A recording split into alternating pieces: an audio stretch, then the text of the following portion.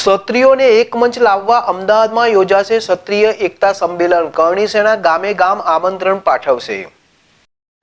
અમદાવાદમાં ક્ષત્રિય એકતા મહાસંમેલન સંદર્ભે કરણી સેનાના રાષ્ટ્રીય અધ્યક્ષ રાજ શેખાવત ભરૂચ જિલ્લામાં આમંત્રણ માટે ભરૂચ સહિત ગ્રામ્ય વિસ્તારની મુલાકાત લઈ ક્ષત્રિય એકતા મહાસંમેલનના આયોજનનો હેતુ સ્પષ્ટ કર્યો હતો.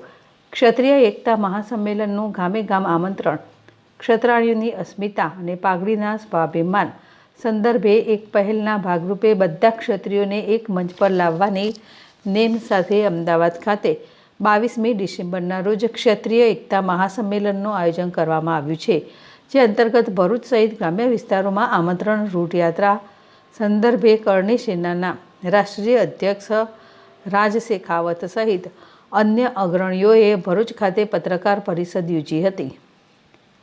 આગામી સમયમાં ચૂંટણી મેદાનમાં પણ ઉતરશે. ભરૂચના રાજપૂત છાત્રાલય ખાતે આયોજિત પત્રકાર પરિષદમાં તેઓએ જણાવ્યું હતું કે સરકાર દ્વારા ક્ષત્રિય સમાજની અસ્મિતા અને સ્વમાનને ઠેસ લગાવવામાં આવી રહી છે. આવા પ્રહારના ઉત્તર રૂપે અમદાવાદ ખાતે ક્ષત્રિય એકતા મહાસંમેલનનું આયોજન કરવામાં આવ્યું છે, જેમાં તમામ રાજકીય અગ્રણીઓને આમંત્રણ પાઠવવામાં આવ્યા છે. જે બાદ તમામ રાજ્યો ખાતે પણ આવા મહાસંમેલનના આયોજન આગામી દિવસોમાં કરવામાં આવશે. વધુમાં આગામી સમયમાં પોતાની પાર્ટી પણ બનાવી આવા લોકો સામે ચૂંટણી મેદાનમાં પણ ઉતરશે. આ પ્રસંગે ભરૂચ જિલ્લા ક્ષત્રિય કરણી સેનાના અધ્યક્ષ શિગામના મયુરસિંહ પરમાર સહિત અન્ય હોદ્દેદારો ઉપસ્થિત રહ્યા હતા. યાકુબ પટેલ, ZSTV, ભરૂચ. ગુજરાત પ્રદેશના તમામ 31% ક્ષત્રિયો એટલે કે ગરાસદાર, કાઠી, કારડિયા, નાડોદા, હાથી, માહિયા, જાગીરદાર અને ક્ષત્રિય ઠાકોર સમાજને એક મંચ ઉપર લાવવા માટે ક્ષત્રિય એકતા મહાસંમેલનનું આયોજન અમદાવાદ, ગુજરાતમાં તારીખ 22 ડિસેમ્બર 2024ના રોજ બપોરે 2 વાગે આયોજિત થવા જઈ રહ્યું છે.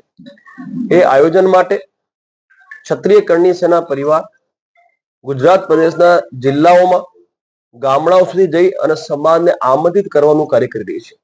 એ જ સંદર્ભમાં આજે ભરૂચ જિલ્લામાં ગ્રામીણ યાત્રાનું આયોજન છે અને અમે ગામડે ગામડે જઈ ચોખા કંકુ આપીને ક્ષત્રિય સમાજને આમંત્રિત કરવા જઈ રહ્યા છીએ.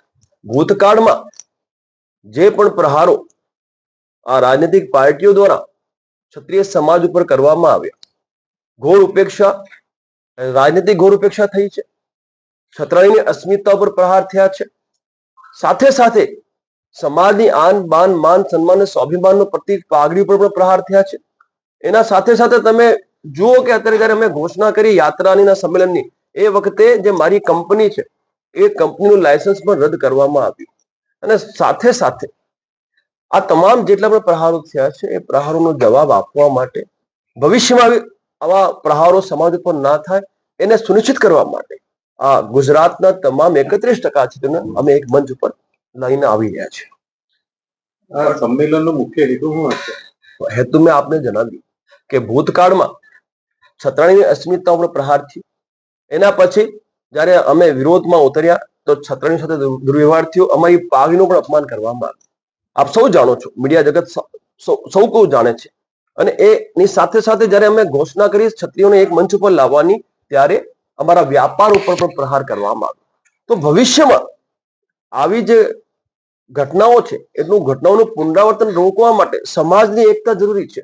એટલે તમામ જે 31% ક્ષત્રિયો છે એમને એક મંચ ઉપર લાવી અને ભવિષ્યમાં આવી ઘટનાઓનું પુનરાવર્તન રોકવાનો પ્રયાસ કરવા જઈ રહ્યા છે.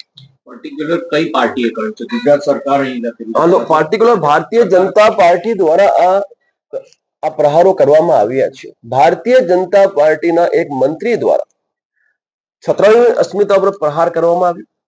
અને પછી જયારે અમે ટિકિટ રદ કરવાની માંગ કરી, એ વખતે ટિકિટ રદ કરવામાં આવી નહીં.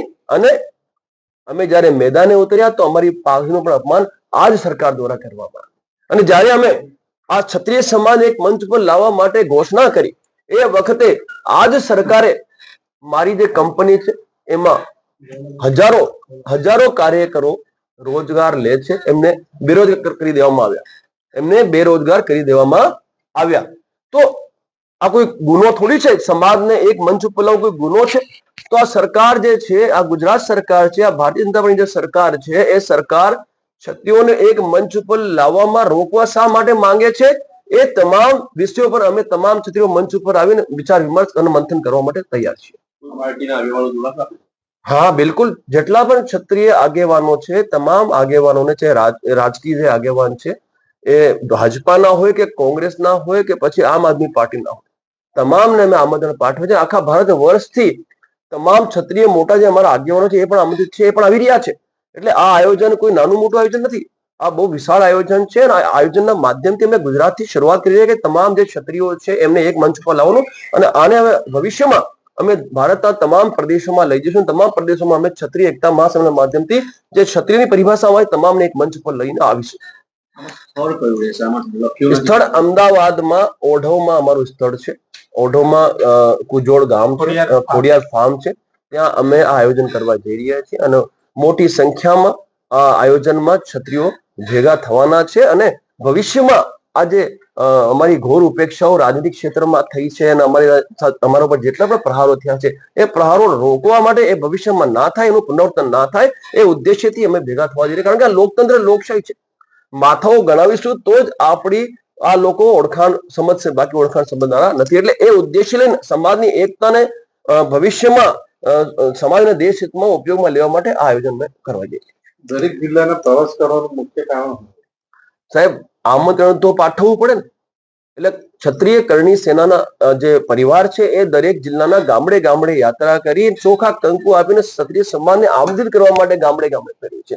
અને શા માટે આયોજન છે એ માટે પણ આપણે જણાવવું તો પડે ને એમને, ભાઈ શા માટે તમને બોલાવી રહ્યા છે. એટલે એમને તમામ વિષયો પર જાણકારી આપવા માટે અમે લોકો ગામડે ગામડે જઈ રહ્યા છીએ અને એમને આમંત્રિત કરી રહ્યા છીએ મિત્રો. અને ગરાસદાર, કાઠી, કારડિયા, નાડોદા, હાટી, માહિયા, જાગીરદાર અને ક્ષત્રિય ઠાકોર સમાજ આપણું છે.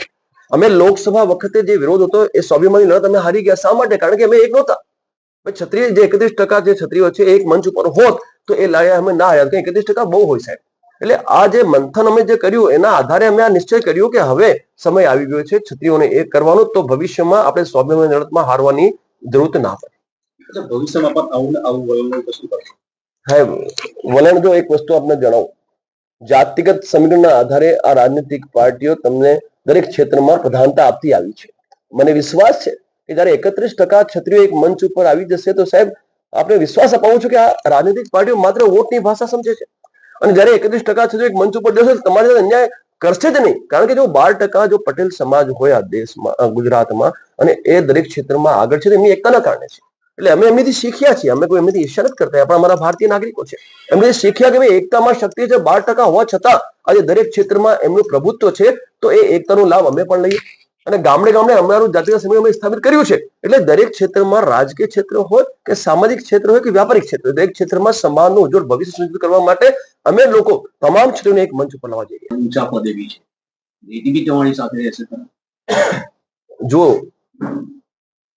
જ્યાર સુધી વાત છે સામાજિક જે રાજનૈતિક જે અમારા ક્ષત્રિય આગેવાનો, જ્યાર સુધી ભાજપામાં છે, કોંગ્રેસમાં છે, આપમાં છે, એ પાર્ટીના ધારાધોરણ મુજબ કાર્ય કરતા હોય છે.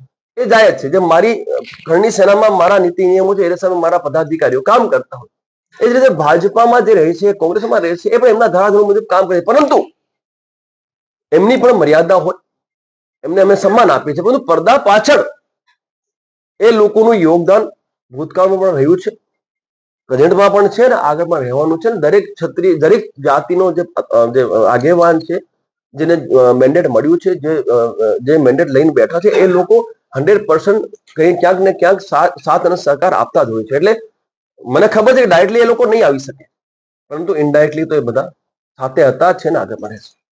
વાઘેલા પણ રાજકીય પાર્ટીની શરૂઆત કરવા જઈ રહ્યા છે, તો શું કરણી સેના પણ કરણી સેના ચાલુ કરશે?